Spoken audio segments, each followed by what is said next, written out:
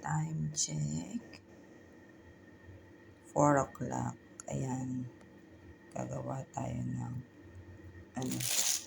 magluluto tayo ngayon ng halo-halong gulay. Ayan guys, meron tayong baggy beans, zucchini, carrots, sempel, cabbage, ang ating bawang sibuyas, kamatis at konting hipon. So let's start cooking.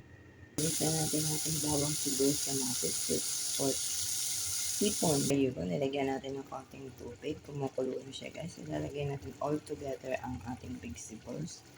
Nalagyan ko ng konting paminta, konting magic at konting oyster sauce.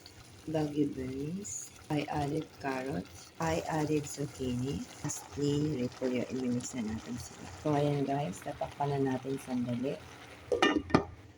Tcharan! It's cooked already. Thanks for watching guys. Have a nice day.